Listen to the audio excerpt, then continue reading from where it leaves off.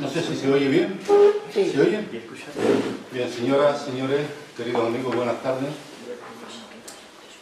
Intuyo que José Veneroso Santos pertenece a esa especie de hombre dotado de una curiosidad insaciable.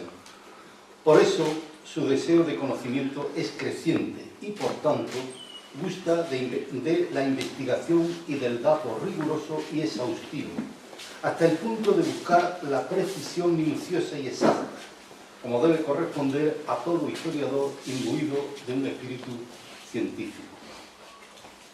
Su investigación se mueve en el campo de una diversidad de amplísimo espectro que va desde el análisis y estudio de los factores geomorfológicos hasta el catálogo de especies geobotánicas, pasando por el examen de la filología y la toponimia, la climatología, la economía, el comercio y las migraciones, las formas de ocupación y asentamiento, la navegación y el urbanismo, la numismática y la arqueología, la antropología y la sociología, la táctica y la estrategia militar.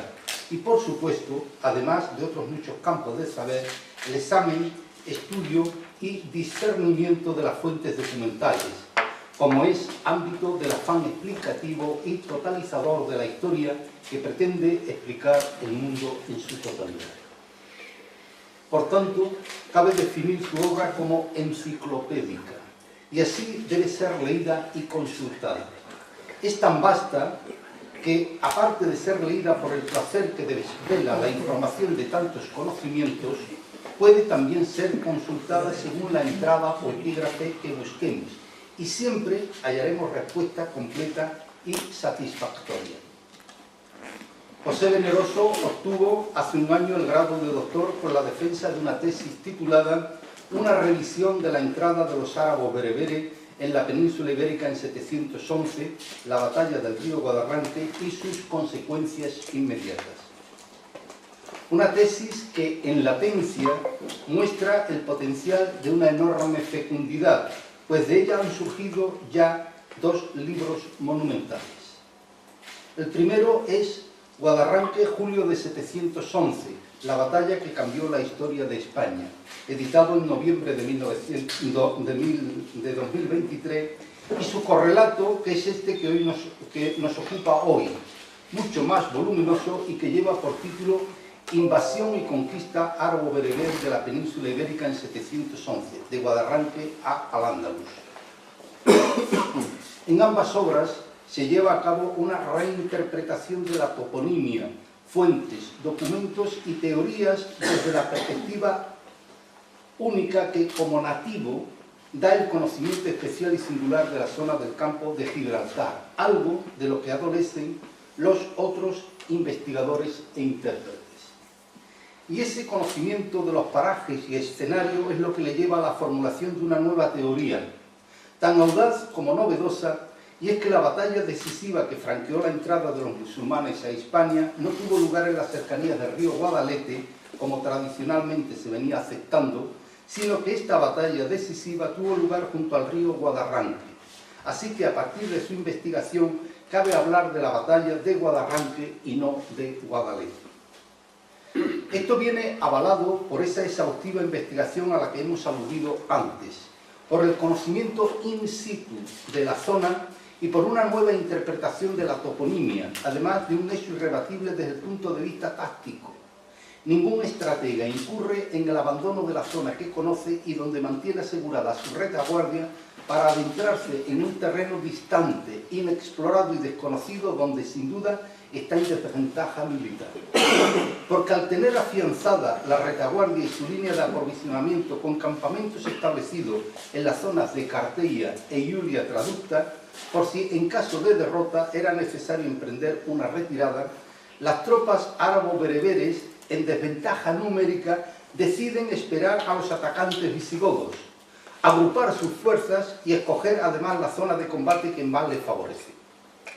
Cualquier otra hipótesis de batalla habría resultado imprudente y temeraria desde un punto de vista táctico-militar. Y esta zona de los diversos combates que quizás se dieron a lo largo de varios días o de una semana es localizada por José Veneroso en el margen izquierdo del río Guadarranque, entre la llamada hoy Estación de San Roque y la Almoraima, en el paraje conocido como el Chapatal, algo que algún día habría de rubricar la arqueología.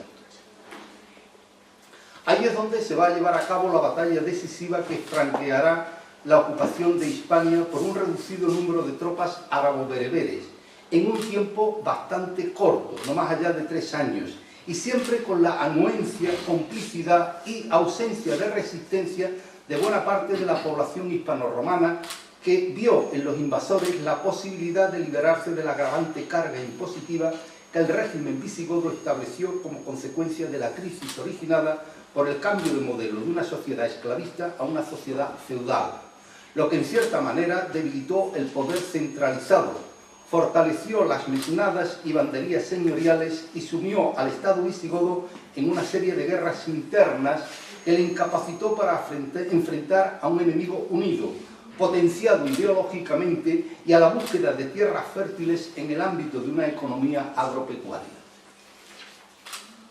Hay un dicho muy extendido que dice que la historia la escriben los vencedores. Y no es cierto. Los vencedores solo escriben propaganda. La historia la escriben los historiadores. Solo que los historiadores necesitan de distanciamiento temporal para poder abordar el estudio de los acontecimientos sin sesgos contaminantes ni apasionamientos ideológicos. El historiador necesita alejarse del bosque para contemplarlo en su extensión y evitar que en su proximidad un árbol le impida ver al resto. Esa proximidad puede ser distorsionante y su explicación corresponde más bien al campo del periodismo.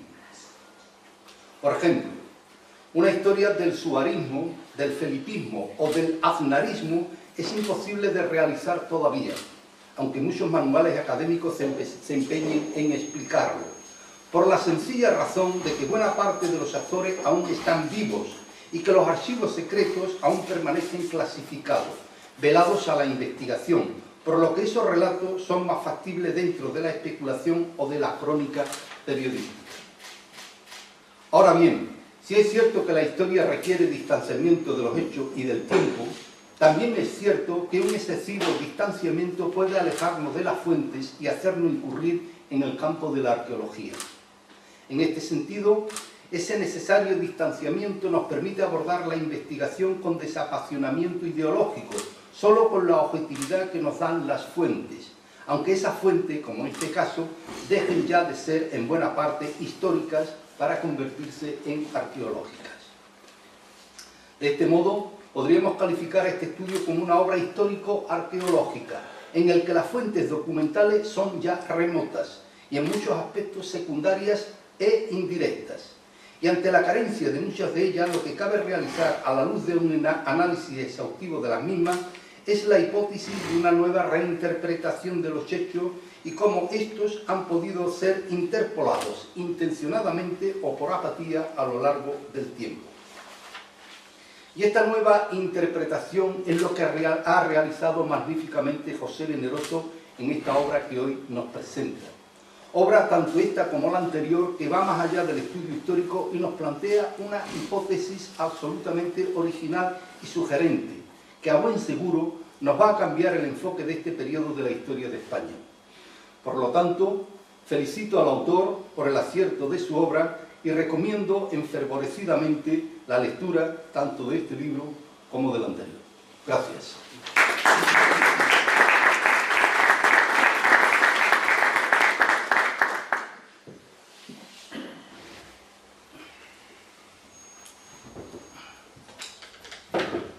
Bueno, en primer lugar, muchísimas gracias por tus amables palabras.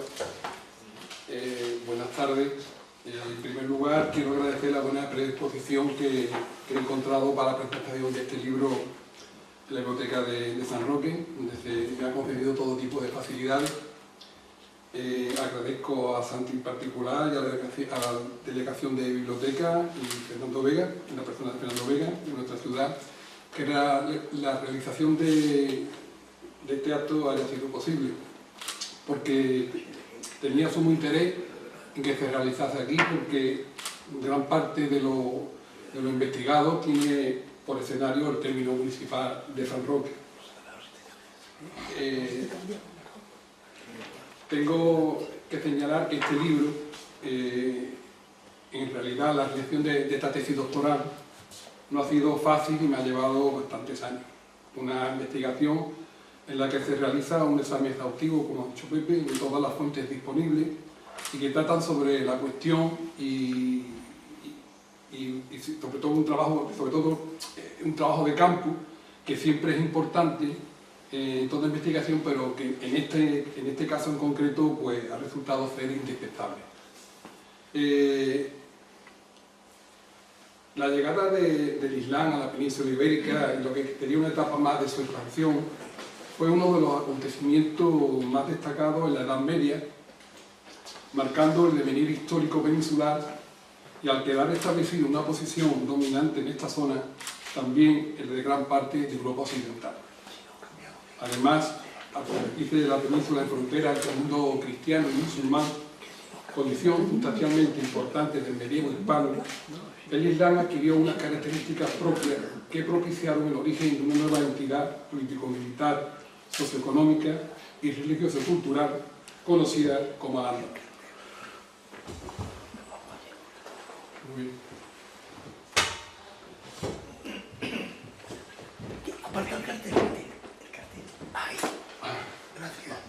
Entre las principales motivaciones para emprender esta investigación, destaco la necesidad existente de que se realizase un estudio exhaustivo y profundo sobre la problemática abordada en una tesis doctoral titulada Una revisión de la entrada de los grupos árabe-bereberes en la península ibérica en 711, la batalla de Guadarranque y sus consecuencias inmediatas. Un estudio que fuese realizado por investigadores de la comarca y desde la perspectiva que le concedía el conocimiento del escenario geográfico en el que tuvieron lugar gran parte de los sucesos en 711. El planteamiento no debía recibir ni ser confiado exclusivamente a la obtención de nuevos datos procedentes de los textos, sino que creían más importante examinar, ordenar y ahondar en los que ya se poseían, apoyándome en otros registros, principalmente los arqueológicos, los toponímicos, lingüísticos, numismáticos, artísticos o estadísticos, enlazándolos siempre que fuese posible con otras parcelas de la investigación. De este modo, al contar con la ventaja de conocer toda la zona, en particular los alrededores de la actual bahía de Algeciras, la línea de costa circundante, en concreto nuestro litoral de Levante, y una parte importante del espacio que ocupa el Parque de los Arcos Locales, la identificación de muchos topónimos que aparecían en las fuentes documentales pasó a ser una prioridad. Y a partir de la información extraída y de su cotejo con el material que ya poseía, comencé a desarrollar mi planteamiento y a articular una propuesta que en muchos aspectos proponía una explicación de los hechos diferentes a las hasta entonces comúnmente admitidas. La valoración e interpretación personal han servido de verdaderos impulsores para dinamizar el estudio, en este caso de la historia de Al-Ándalus en sus más diversos aspectos, y más en concreto en lo que se refiere al complejo proceso de la entrada de los árabe-bereberes en la península. La citada tesis tenía una intencionalidad clara y precisa que se concreta básicamente en dos pautas seguidas o objetivos a alcanzar en la investigación. En primer lugar, tratar de constatar, en la medida de lo posible, la veracidad, la certeza y el rigor histórico de la información que se posee mediante un pormenorizado examen, algo que, en mi opinión, aún no se había realizado de forma adecuada y suficiente. En segundo lugar, dar respuesta a una serie de cuestiones que, a pesar de los estudios efectuados hasta la fecha, estaban, a mi juicio, pendientes de resolver.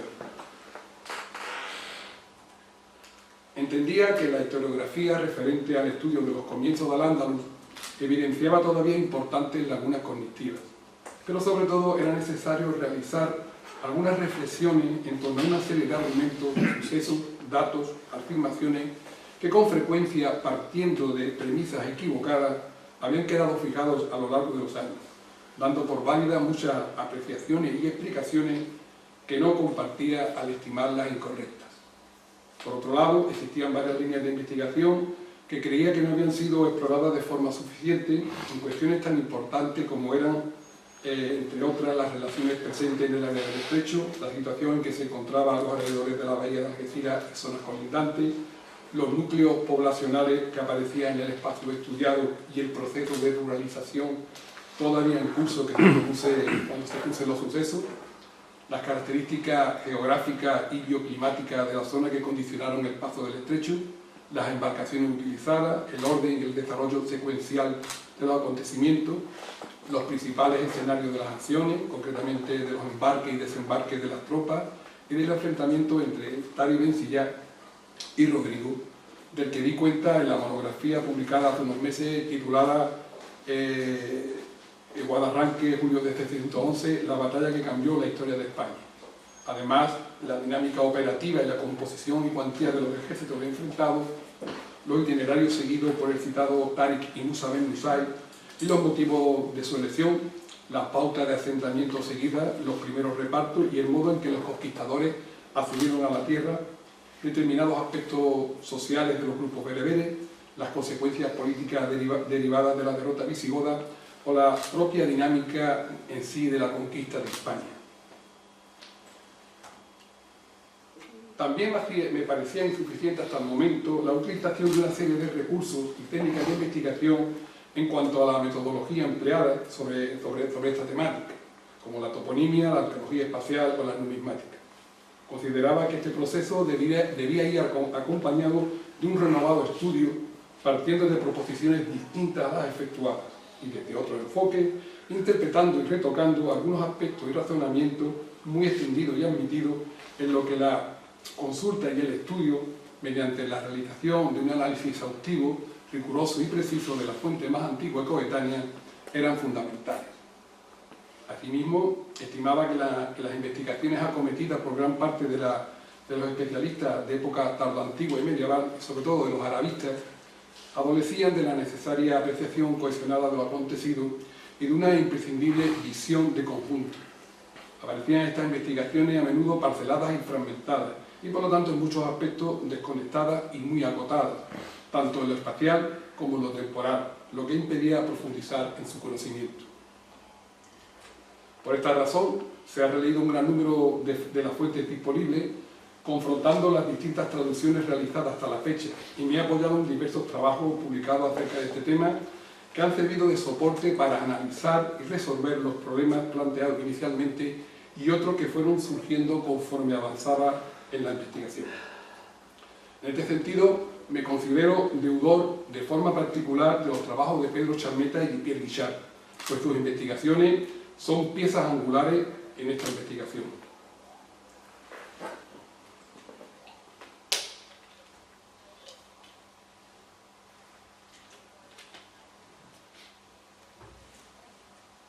Este libro ha sido estructurado en 4 extensas partes o bloques temáticos, además del índice, un magnífico prólogo escrito por mi amigo Manuel López, que está presente en la sala, la introducción, las conclusiones, las fuentes y la bibliografía consultada.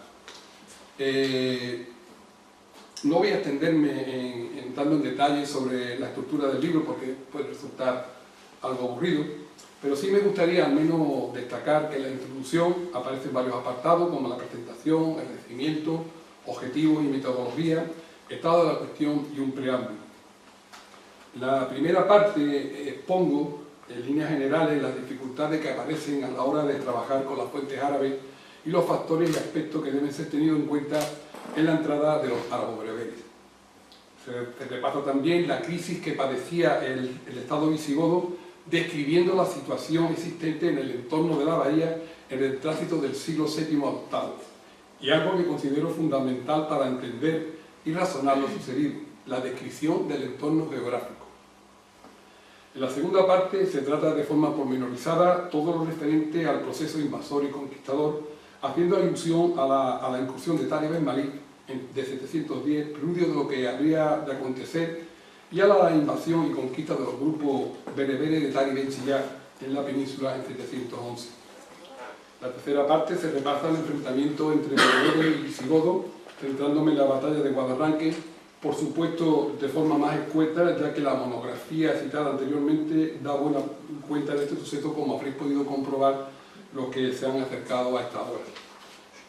En la cuarta y última parte describo las consecuencias de esta batalla, entrando en su valoración y sopesando el significado y las repercusiones que pronto y de forma progresiva tuvieron esos sucesos, y que en un breve espacio de tiempo hizo posible la aparición de una nueva entidad. Tal es así que sostengo que los primeros pasos de Al-Ándalus tuvieron lugar en nuestra zona, por lo que su origen se encuentra sin duda en el entorno de la bahía. En este apartado, además, me detengo por su importancia posterior en analizar el intento del frustrado proyecto político de los Ben Nusayr. Asimismo, repaso con detenimiento el proceso o los procesos de adaptación al medio, la aparición del Estado neomeya andalusí y la transición de lo rural al urbano, en lo que progresivamente será un Estado cada vez más urbanizado y en el que el mercado será sin duda el referente urbano de esta nueva sociedad. Por último, se ofrecen unas extensas conclusiones alcanzadas en esta investigación y que aparecen condensadas en 80 puntos. Al mismo tiempo, se lanzan varias propuestas, mejor dicho, para investigaciones venideras, dejando abiertas diversas líneas de investigación. Además, aparece una amplia bibliografía a la que le concedo una gran importancia, puesto que debe servir como punto de arranque de nuevas investigaciones, o para facilitar futuras investigaciones, cuestión que considero fundamental e indispensable. Bien, me parece interesante hacer referencia a algunas de las cuestiones tratadas en esta investigación, entre las que destaco la siguiente. El trabajo de campo realizado, cotejando lo conocido a través de las fuentes, con lo que todavía puede ser observado e identificado sobre el terreno, me ha conducido a confirmar que gran parte de los errores más frecuentes de los investigadores que han abordado este tema es consecuencia de un escaso conocimiento de la geografía y la toponimia de la zona en que tuvieron lugar los hechos. La llegada de los grupos árabe-bereberes a la península representó en la zona norte del estrecho un nexo entre el mundo tardo antiguo y el alto medievo. La invasión de España hay que incluirla en la segunda ola de conquista que provocó el desplazamiento de tribus bereberes por tierras norteafricanas en dirección este-oeste, generando un movimiento migratorio que afectó a la península. La conquista y el posterior dominio musulmán de la península tuvo como principal consecuencia la desaparición del reino visigodo de Toledo y la aparición de Al-Ándalus, una nueva formación originada por la entrada en contacto de dos sociedades, la visigoda, cristiana y con una organización de raíces jurídicas germanas y romanas, y la andalusí, musulmana y continuadora del régimen omeya. De forma previa a la conquista musulmana existía una intensa relación entre las dos orillas del estrecho de Gibraltar, tanto en el plano económico como en el político-militar. Esta zona contaba con una considerable población y, aunque bajo el dominio político-militar visigodo, continuaba tutelada por los bizantinos en lo sociocultural, mostrando su población una mayor conexión desde este punto de vista con Bizancio que con Toledo. Igualmente, mantenía una serie de actividades económicas que en gran parte eran controladas por comerciantes bizantinos. Un comercio que solo fue interrumpido tras la invasión musulmana. Las antiguas posesiones bizantinas en el área del estrecho, que habían quedado adscritas a una circunscripción territorial en poder del Comes Juliano, fueron tomadas por Rodrigo, en aquel entonces duque de la Bética. Córdoba siempre aspiró al control de las transacciones económicas que se efectuaban desde la península a tierras africanas en el entorno del estrecho. Destaco como principales enclaves de la emisión y recepción de productos a Traducta y Baelo en las costas peninsulares y a Cepten y Tingi en la norteafricana. El reino visigodo presentaba en el tránsito del siglo VII al VIII una gran inestabilidad, hallándose inmerso en un claro proceso feudalizante como consecuencia directa de la desarticulación del sistema esclavista y la aparición de otras formas de dependencia. En la entrada y posterior conquista de la península, el protagonismo fue bereber y su artífice Tari Ben Siyar, de tal manera que étnicamente fue una invasión norteafricana, aspecto que condicionó el origen de Al-Ándalus. Coinciden en esta conquista una serie de factores locales y ajenos a las órdenes califales, como la participación en la incursión de tanteo de 710 de Tarif Ben Malik y también del conocido en la fuente como conde Julián. Solo con la llegada de Musa Ben Musai en 712, en lo que yo considero la campaña oficial, se materializó el control y el dominio árabe de las tierras conquistadas, reconduciéndose el inicial protagonismo bereber. La conquista de Hispania no fue una acción improvisada, como atestigua, entre otras pruebas, la inició con anterioridad de Fulu, con leyendas bilingües alusivas a la Guerra Santa, destinada a financiar la campaña, de la que ha sido localizada una pieza en los alrededores del Cortijo Grande de Guadarranque, y que aparece aquí en la imagen que tenéis expuesta, y también la contraportada del libro. El proceso de arabización e islamización de los grupos bereberes estaba en fase de desarrollo cuando se produjo la conquista, y he de destacar que en ese momento todavía desconocían la lengua árabe. De hecho, gran parte de las tropas de Tariq usaba como lengua vehicular el afrorrománico, un dialecto del latín, lo que facilitó el dominio de las tierras peninsulares. En la ocupación de la península coinciden varios procesos paralelos que denominamos conquistador o invasor, expansivo y migratorio. Todos se dan de forma simultánea y tienen su origen directa o indirectamente en el avance musulmán por el norte de África. Existen además dos razones que explican y argumentan dichos procesos. Una ideológica o religiosa, el Islam como idea fuerza, materializada en la yihad, y otra económica, básicamente la consecución de botín y recursos como medio fin. Aflora también un interés socioeconómico por la posesión de tierra, que en el caso bereber se materializó desde un primer momento en la zona estudiada. Los árabes consideraron la península principalmente como un territorio para la explotación de recursos, mientras los bereberes lo veían como un espacio para la colonización. Existe asimismo en la acción musulmana sobre la península un objetivo más próximo e inmediato, como es la recuperación de las antiguas posesiones del conde Julián, que fueron arrebatadas por Rodrigo para hacerse con el monopolio comercial que ejercía el Comes a uno y otro lado del estrecho. Es por lo tanto una operación de corto alcance en el entorno de la bahía, lo que es confirmado por el reducido número de tropas movilizadas, mayoritariamente a pie y sin apenas caballería.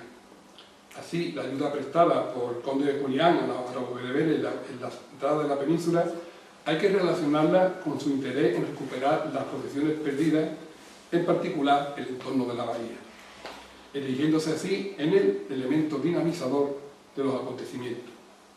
En la incursión de Tariq fue determinante el hecho de que Rodrigo se hallase combatiendo a los vitisanos en el norte peninsular, lo que facilitó la operación militar árabe-musulmana, al quedar prácticamente desguarnecida la zona de la bahía.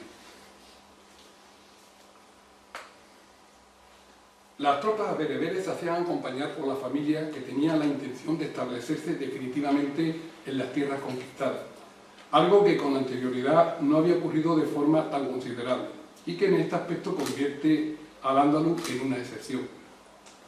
En las operaciones de 711 descartamos Gibraltar como principal punto elegido para los desembarcos. Al ser rechazado en su primer intento de desembarco previsto en los alrededores de Cartella, los bereberes fueron obligados a utilizar otra ruta alternativa hacia la zona de Borondo-Guadalquitón en el litoral mediterráneo. Si bien antes tomaron una atalaya existente en la parte más alta del peñón de Gibraltar. Los desembarcos fueron realizados de forma progresiva y escalonada en una operación bastante compleja que tuvo una duración entre 1 y 2 meses, utilizándose un número mayor de naves que las citadas en las fuentes. El inicio de la operación de Tariq tuvo lugar en los últimos 10 días del mes de abril de 711, cuando mejoran las condiciones climatológicas para la navegación en la zona, y su finalización en la segunda quincena de junio. Desde entonces y hasta mediados de julio se completó la llegada de las tropas reclamadas por Tariq ante la inminente batalla con Rodrigo, que tuvo lugar en la segunda quincena de ese mes, coincidiendo con el Ramadán. El factor estratégico militar es determinante en la localización del enfrentamiento, Es indudable que para un ejército de las características del bereber sería sumamente arriesgado presentar batallas alejados de sus campamentos, en Guadalete, en La Janda o en el río Barbate. Así, Táriq no salió al encuentro de Rodrigo y permaneció en las inmediaciones de la bahía, lo que le permitió agrupar las fuerzas, no ampliar las líneas de aprovisionamiento y elegir el escenario que más le favorecía para la batalla a orillas del Guadarranque, un lugar que facilitaría también una posible retirada, lo que denota la prudencia del bereber. Sostengo que el término lago, la albujaira de los textos árabes, forma diminutiva del étimo bar, es una extensión de agua, un mar pequeño, una bahía o ensenada. Así, admitiendo que el término albujaira se corresponde con bahía y desplazando la acción a la bahía de Algeciras, identifico el Guadarranque con el río del lago. Al relacionar los tres primeros emplazamientos que ofrecen las fuentes para la batalla, Traductine Promonturis, Guadi Jaquín y el lago, el río del lago, respectivamente con Gibraltar, Guadarranque y la bahía, todo se articula y coincide. Y estas referencias, estos tres topónimos, solo pueden ser relacionados a su vez con un lugar, con un paraje conocido como el Chapatal.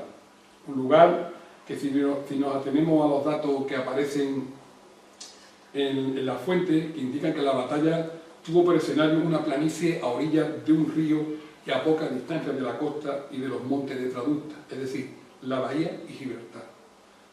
Así nos ha confirmado de forma indirecta.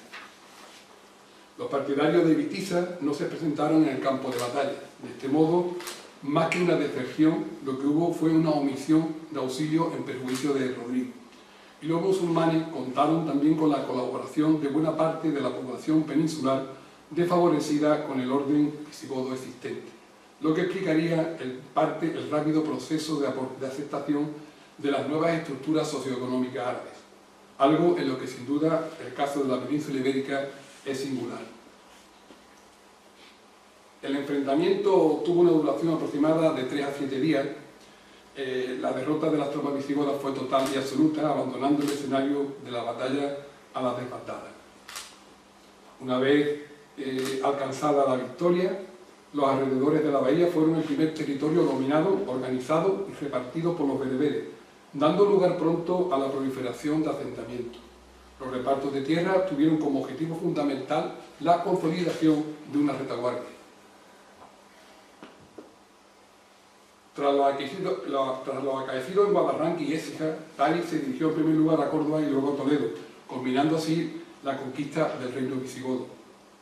Considero fundamental la determinación de los itinerarios seguidos por Táriq y Musa porque muestran la distinta visión que tenían los dos de cómo efectuar la conquista de Hispania. Táriq a través de pactos, Musa por medio de las armas. Ambos incumplieron el precepto de reserva del yum para el Estado y vincularon sus tropas al espacio conquistado mediante repartos de tierra que aseguraban su control.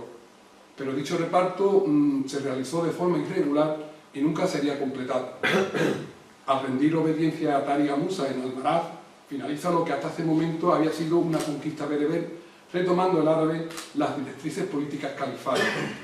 Este desencuentro escenifica la rivalidad existente entre bereberes y árabes. En Damasco existía una gran desconfianza hacia los Banu Nusayr, justificada en principio por el proceder de Musa, pero porque nunca antes un amir o walí había cedido su cargo de forma personal a uno de sus hijos. Fue acusado de instaurar en la península una wilaya independiente, una provincia independiente, lo que fue considerado un acto de rebeldía. Su intención iba más allá, el reconocimiento de Al-Ándalus como un emirato de conquista, por lo que llegó a acuñar moneda en la que no aparecía el nombre del califa y sí distintas epigrafías en latín. Incluso, como la antes señalada, los furos, aparecía su propio nombre.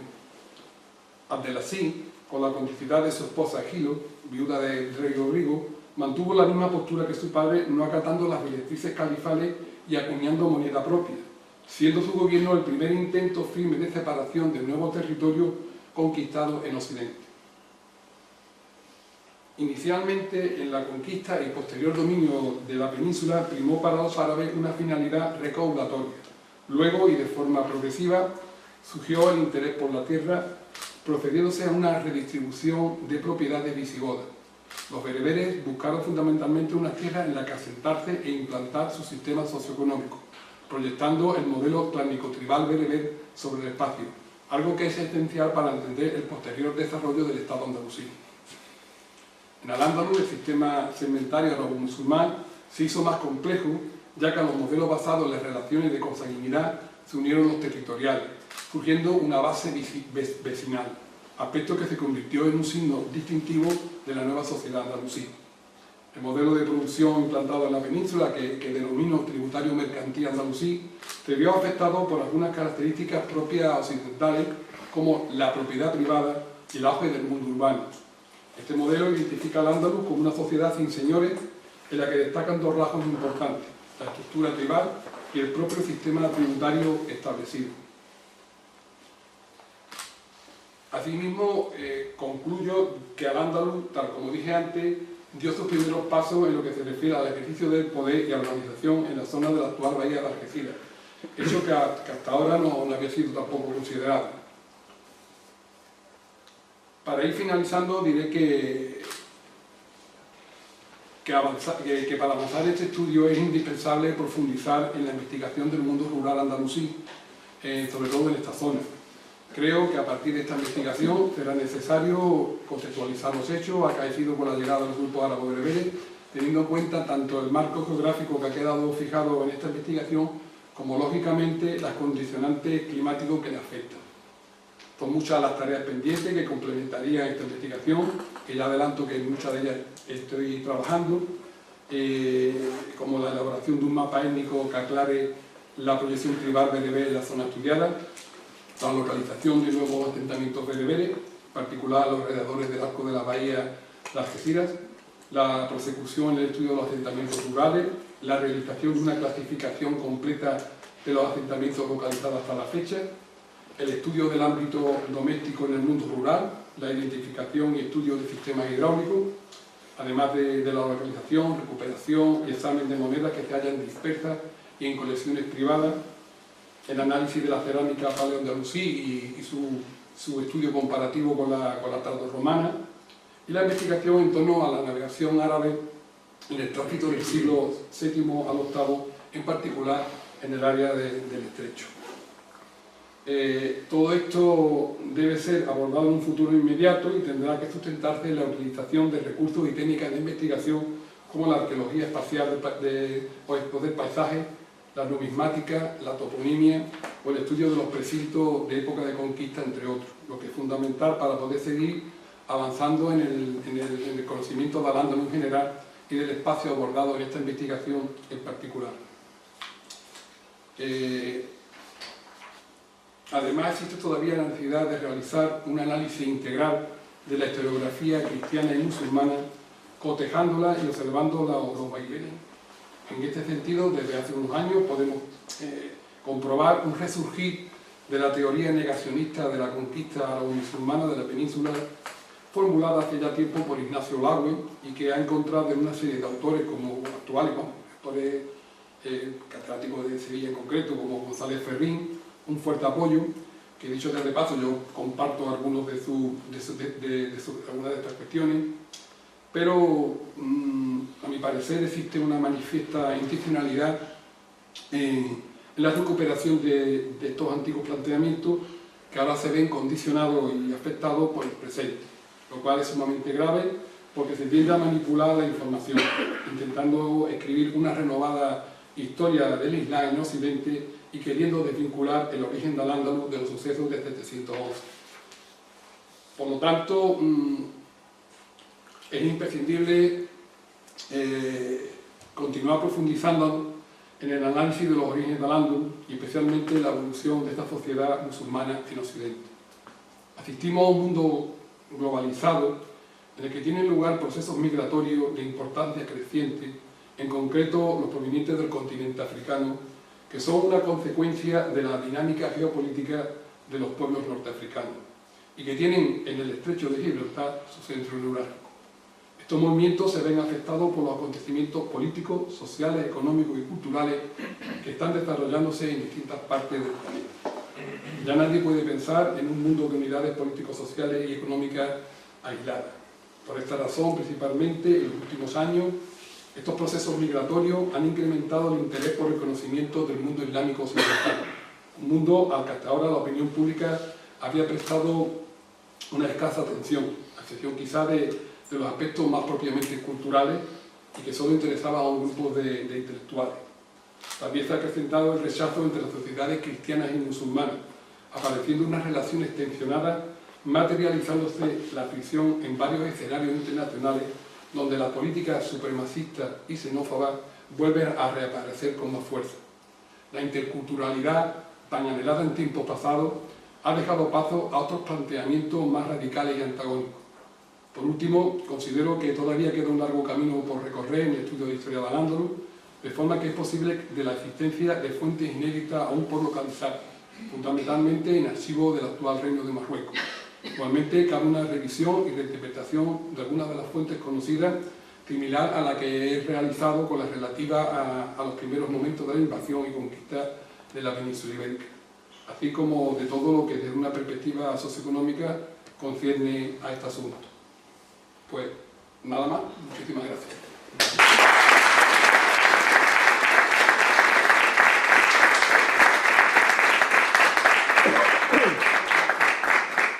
Por supuesto, quedo a vuestra disposición por si alguien tiene alguna duda, alguna pregunta, o lo que queráis.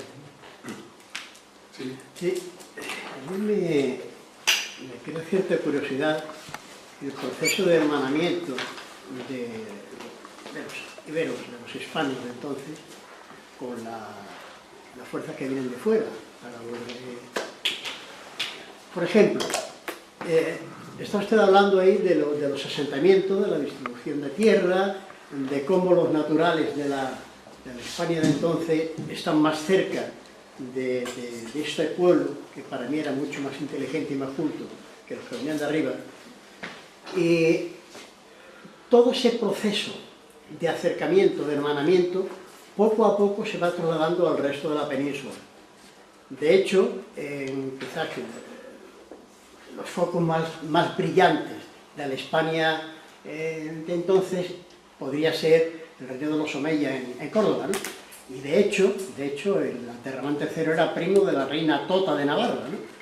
¿Eso ocurrió en toda la península o son focos aislados? Yo pienso que, bueno, buena pregunta. Yo creo que se fue extendiendo por toda la península. Es cierto que la primera zona donde se siente la influencia, digamos, bereber o arabo-bereber es la zona nuestra, pero sí es cierto que se fue extendiendo. Hay una idea que no se tiene en cuenta, que es la importancia, la relevancia que se le concedía a Córdoba. Córdoba era la capital de la Bética, entonces tenía una tradición bastante importante. De hecho, el Senado cordobés es el que apoya a Rodrigo a acceder al trono. Por lo tanto, en principio, en el libro lo cuento, ¿no? de que el traspaso de la capitalidad de Córdoba a Sevilla, por los Benusay, porque hay un proceso, porque claro, a nadie se le ocurriría, digamos, a este señor que viene de la sí, que quiere, para mi juicio, quiere establecer un reino independiente, establecerse en Córdoba, con el apoyo, digamos, de la esposa de Gilo, que era viuda de Rodrigo, en Córdoba, donde realmente el senato visigodo era más fuerte, entonces se trasladó a Sevilla, trasladó la corte a Sevilla, que es donde él reside. Pero sí es cierto lo que usted dice de que hay alguna zona en concreto en que esta hegemonía o digamos ese auge bereber pues se da, es más palpable. Por ejemplo, en la zona nuestra del entorno de la bahía, incluso yo extendería incluso hasta todo lo que es la zona de lo que había sido la antigua sede de Acidona, es decir, toda la parte de Tarifa. De hecho, esa tierra, la zona de Tarifa, pasó a denominarse Minyu al-Barbar, es decir, la tierra de los bereberes.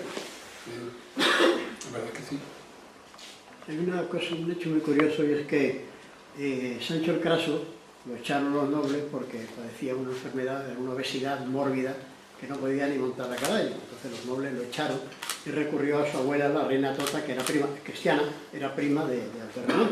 Y se vino Sancho el Craso con su abuela a Córdoba, y en Córdoba le pone, Abderramán le pone a su servicio a un médico, a su médico, a José Abdaim Saprún, que por cierto era de Jaén y muy poca gente lo conoce.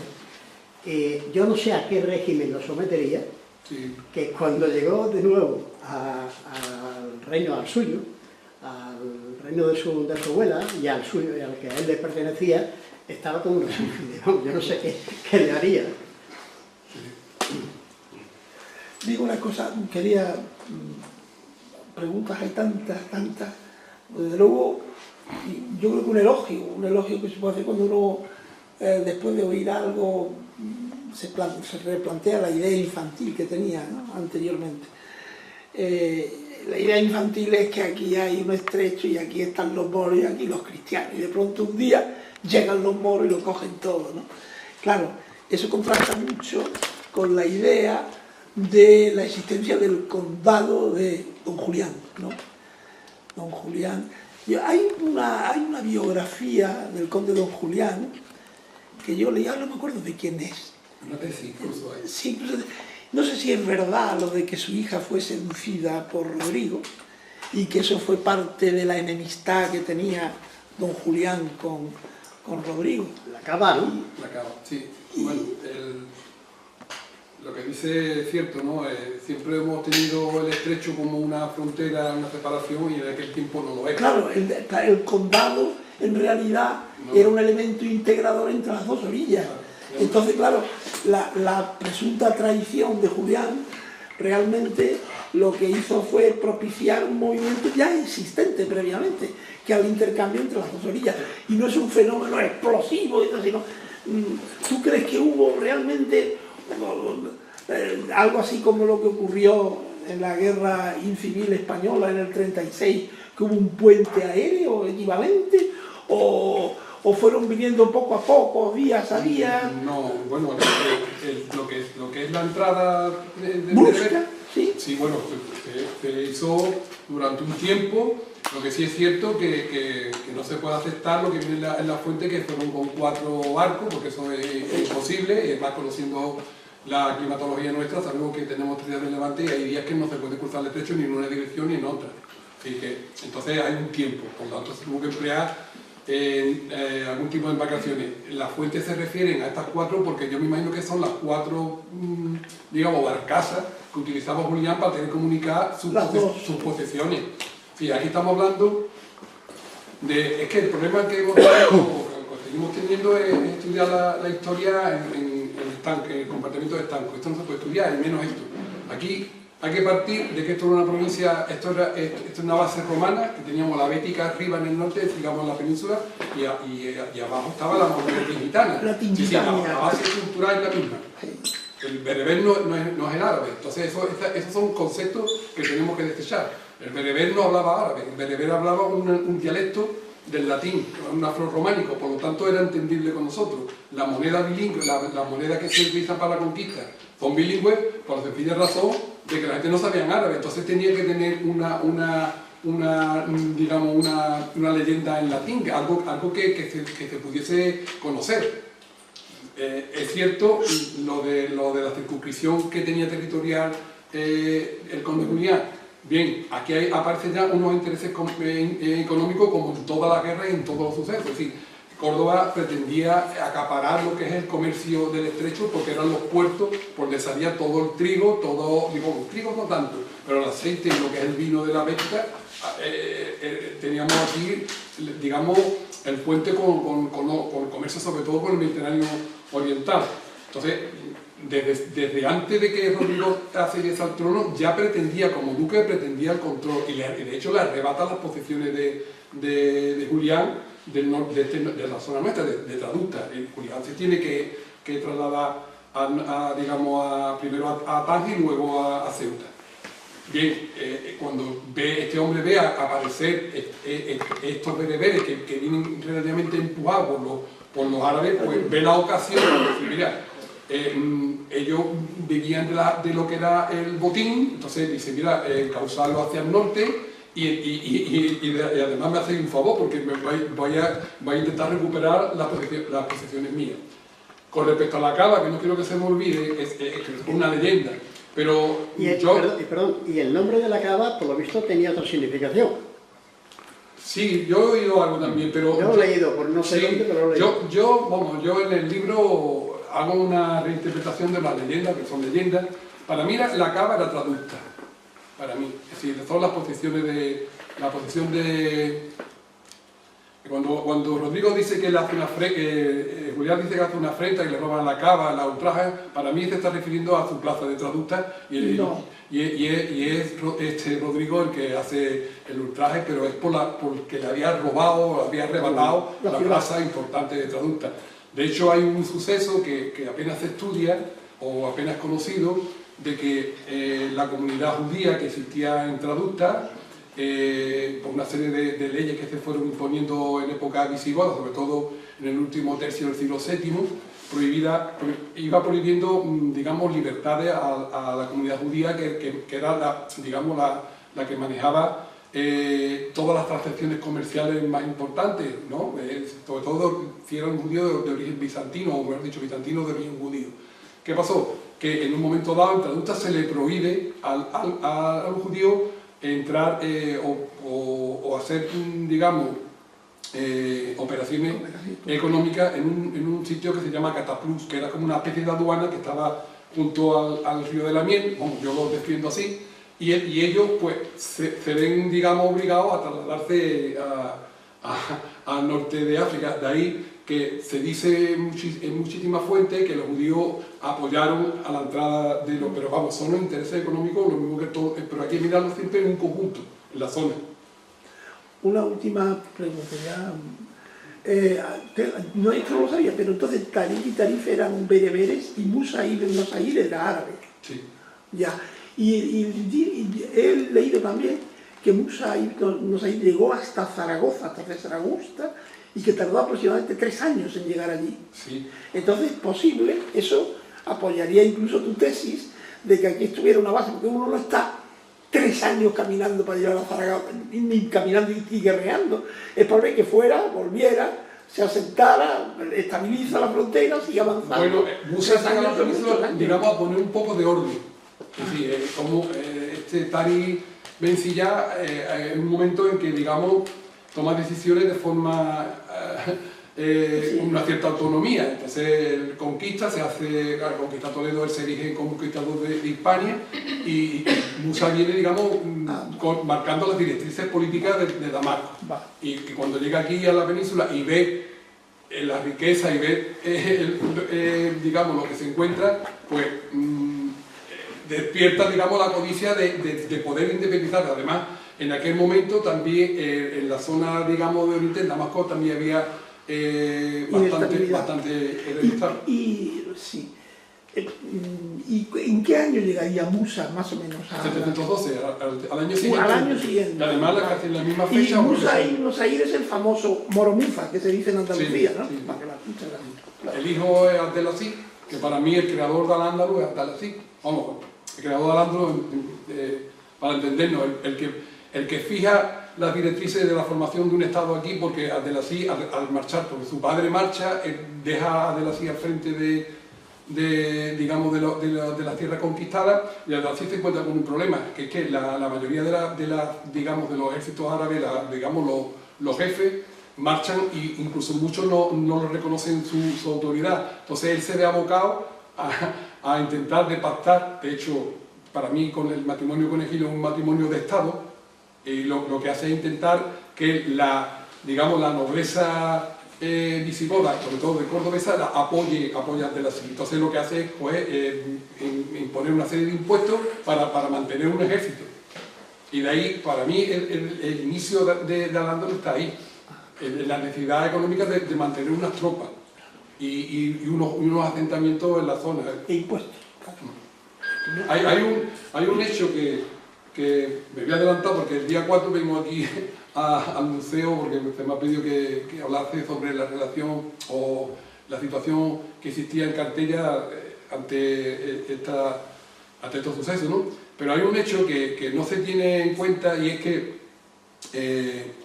o no se tiene en cuenta, muchas veces no se le da la importancia que tiene, que es digamos, los repartos de tierra que se hacen para mí casi de forma inmediata a la conquista. De hecho, Cartella, que en aquel momento ya no era la ciudad relevante, pero sí mantenía un núcleo de población, para mí era un fundus, era un tipo de propiedad que tenía cierta autonomía con respecto a traductas.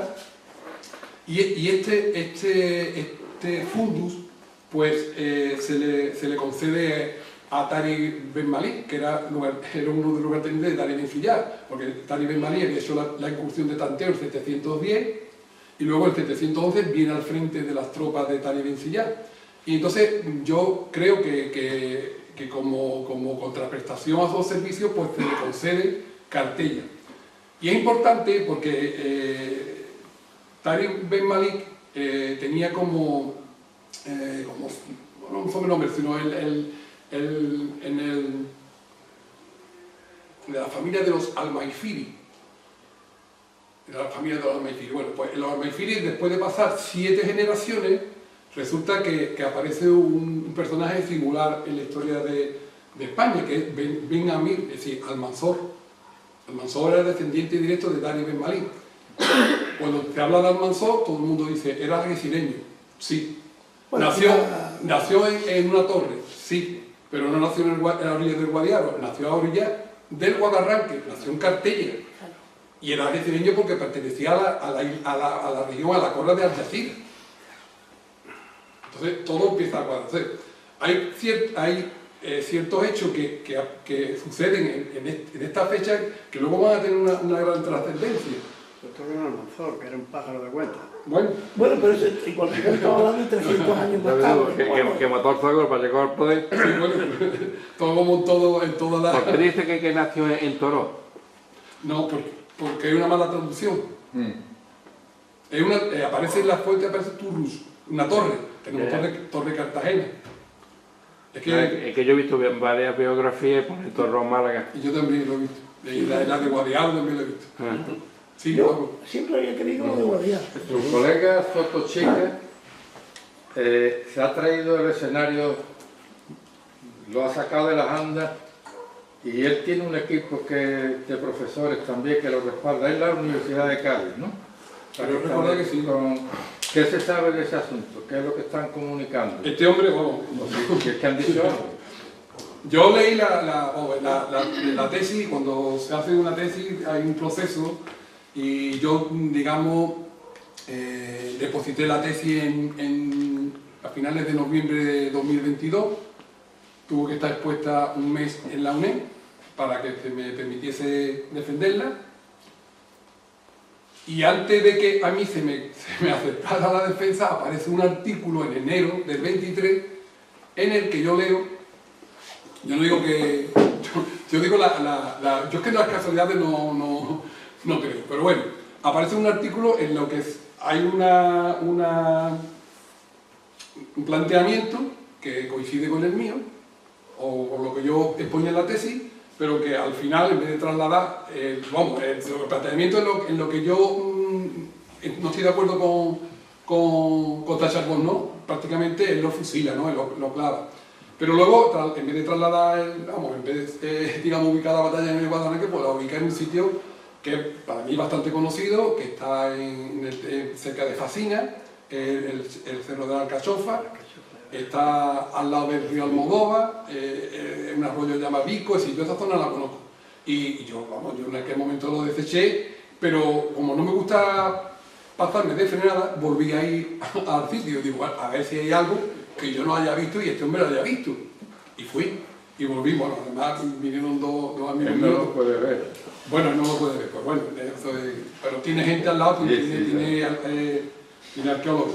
Y entonces me sirvió aquello para confirmar que estaba equivocado este hombre, pero es que además me sorprendió de que en su equipo que aparecen arqueólogos ninguno hiciese, digamos, referencia a la gran cantidad de material romano que hay allí. Es decir, hay tierra sigilata, hay material industrial, incluso hay un topónimo que se llama Sotobarro, que está hablando de, para mí, está hablando de una digamos, de una alfarería, de un alfar romano. Pero eso no le da importancia, solamente da importancia al hecho de lo que es el accidente geográfico. El monte de Alcachofá tiene 60 metros de altura, no tiene ninguna, digamos, particularidad desde el punto de vista de la defensa militar. Si me dice Torrejosa, que está a cierta distancia, pues todavía lo digo, bueno, vale, ahí sí, pero el otro nada. Luego habla del arroyo Vico como un río, yo no lo veo. Entonces, claro, este hombre ha sacado este artículo, luego sacó pero sobre todo, artículos suyos, ha sacado uno, creo recordar, pero luego en prensa sí ha sacado algunas entrevistas que le han hecho, entonces daba algunos... Eso ha novelado, ¿no? La historia. Sí, pero de la desde hace reina. 6 meses para acá ya no ha vuelto a hablar más de la batalla, ya está hablando de Gilo, de Gilona, para que yo le digo a Gilo, pero ¿Cómo más lo conocida dice? por Gilona, la mujer de Rodrigo. Ginona, ¿no es? Es Gilona. Ajá. Pero es novela histórica, no es... Sí, por lo visto es novelado. Sí. Es un recurso que... Y desde entonces no ha vuelto a pronunciarse. No, que yo sepa no, No, que tú sepas. Que vamos, me encantaría hablar con él, que no tengo... Sobre todo porque siempre se va a aprender algo. Se puede arreglar. Yo seguramente tendría que Llegó al aprender. acuerdo y poner la batalla en Tarifa. Sí, bueno, pero él le da mucha importancia, que me parece un poco el arqueólogo que le dé importancia al hallazgo de un trozo de metal que él considera que puede ser la punta de flecha del siglo VII. Sin embargo, yo he encontrado, o tengo, una moneda, un fulu de conquista de esta época que se ha encontrado en Guadarranque. Ni una cosa ni otra tienen, digamos, el peso suficiente para mantener esto, pero sí es significativo que lo que le ha aparecido en Guadarranque para mí tiene mucha más, digamos, más peso que una punta de una flecha que para mí puede ser de cualquier época. La moneda, ¿no? La moneda sabemos que es de esta época. Había una ceca en Castella, ¿no? Sí, Castilla. Es que ese es otro tema. Es que yo cuando terminé la tesis, porque claro, cuando tú terminas la tesis no te crees que sale satisfecho, al revés, a mí me surgieron muchísimas más dudas y más ganas de saber y me daba cuenta de lo poquito que sabía. Y entonces yo me obcequé en el sentido de que, bueno, ya aparecerá algo que confirme lo que yo digo. Y ya aparecerá, hasta que un día digo, bueno, ¿y si ha aparecido y yo no lo he visto? Entonces me replanteé y efectivamente me está dando un resultado increíble, porque yo tengo conocimiento, tengo la noticia de que en Cortijo, por ejemplo, en la parte de la aceitera, no sé si conocéis la toponimia zona, así el monje, todo lo que es la curtidora, han aparecido una moneda que según el que la encontró, una moneda de muy mala vista, es decir, muy gruesa, toda deshecha, y está hablando de precinto de conquista, que sí, los precintos eran los que en la saca se ponía el sello para amarrar y luego le ponían el papel para entregar lo que se conseguía. Entonces, claro, a mí me está dando una serie de pistas que cada vez estoy más convencido de lo que yo planteaba en la tesis, porque ya hay, digamos, algunos aspectos, sobre todo algunos vestigios arqueológicos que me están llevando o me están permitiendo todavía, digamos, consolidar la hipótesis que yo tenía al iniciar la tesis. ¿Y estas monedas, perdón, dónde se han encontrado? En el Cortijo Grande de Guadarranque. En Guadarranque. En el Cortijo, por la parte... Sí, el Cortijo Grande está... A ver...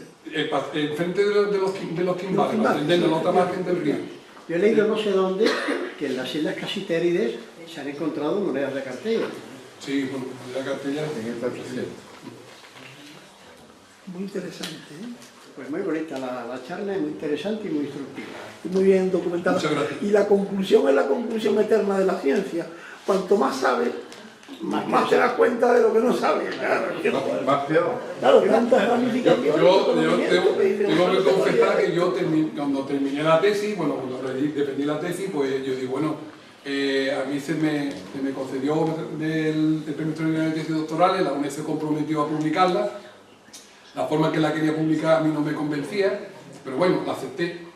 Y bueno, pues esto borrón y cuento nueva y sigo con mis investigaciones, como tú bien sabes, el tema de Gibraltar, pero no he podido, ¿eh? No he podido, esto me ha enganchado y de tal manera. Yo tengo un mantra que cuando voy por ahí, ese digo, es San Roque, a mí me dice, ¿cuál? Digo, hombre, nosotros hemos tenido en 3 ocasiones una influencia decisiva en la historia, incluso diría de la humanidad. Claro. De ahí, por ejemplo, surgió la flota que interceptó a la que mandaba el hermano menor de Aníbal desde Cádiz y perdió Aníbal probablemente la batalla de Zama, y el triunfo de Aníbal hubiera sido el mundo diferente. Un escenario, vamos, y luego todavía contaba también lo tengo que reformar, lo de Almanzor. Una curiosidad que posiblemente sea una solemne tontería. El Gibraltar puede ser Jebel Tarik. ¿El nombre? Sí. ¿El topónimo? Bueno, el topónimo hay varias... Sí, no, pero pregunto, porque es que me llama la atención que si es Jebel Tarik, enfrente está el otro monte que es Jebel Musa, Sí. con la casi Sí, idea de nombre. sin embargo, yo he leído también sobre el Musa, que no tiene nada que ver con el Musa... No tiene nada que ver, ¿no? No, lo he leído también, pero la verdad que es bastante atractivo esto que estás comentando. Sí. De lo de Gibraltar hay muchas teorías. Yo también lo creía eso. ¿Eh? Yo creía eso. Yo sí, pero yo creo que Es lo mismo que el caso del topónimo de Al Jazeera, ¿no? Al Jazeera, Al-Hadra. Sí, ese sí se ha perpetuado, pero apenas se conoce que Cartella en árabe era Cartellana Al Jazeera. Castellano, así. Que de ahí viene la confusión con lo de Urbaquín, que había una isla, porque claro, la bahía, la fisonomía de la bahía nuestra no tiene nada que ver con la del siglo VII. Había unas entradas, había el puerto de Cartella, era interior, aparte de la herradura que forma la bahía nuestra, había otra bahía más pequeña que estaba en lo que es la barriada de Guadarrama. Ahí me llevaba mi amigo Pepe a remar. Yo también lo conozco. Pero en árabe... No he conocido, he tenido... Algeciras, la verde. ¿No? La Isla Verde. Sí. Yo creo que Algeciras incluso, porque para mí, ¿no? Esto es una teoría mía, cuando tú vienes por el estrecho, si consideramos Al Jazeera no como península, sino como isla, porque tiene las dos acepciones, si tú vienes por el estrecho, la única isla verde que tú ves en el estrecho es Gibraltar, o península, porque está Perejil, está todo seco. Entonces, para mí, el término original sería Gibraltar. ¿Por qué lo coge Algeciras? Porque en Gibraltar no había ningún puerto. El primer puerto de desembarco, como tú vienes del norte de África, es el puerto que está enfrente de Al Jazeera. O sea, eso podría ser una de las razones por las que se llama. Porque yo el que ha conocido la Isla Verde en Algeciras, aquí hay gente de Algeciras que me lo puede confirmar, allí aquello... Yo lo conocí. Pues de todo, pero verde no. Todos los días, claro.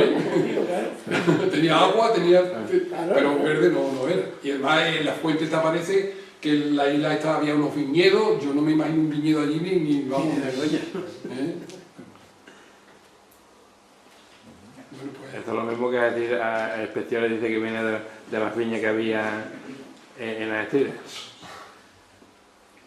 yo tengo mi teoría también de esto, pero Bueno, pero eso yo creo que es sabido, ¿no? A lo mejor resulta que hay que cambiar, porque después de oírte a ti tenemos que cambiar. Que eso fue un comentario que hizo Alfonso XIII, ¿no? Cuando la conferencia famosa, ¿no? pues no, yo tengo, vamos, no es que tenga datos, porque la verdad es que hay muy pocos datos. Eso fue muy posterior. La conferencia, sí. Sí, que aquí, bueno,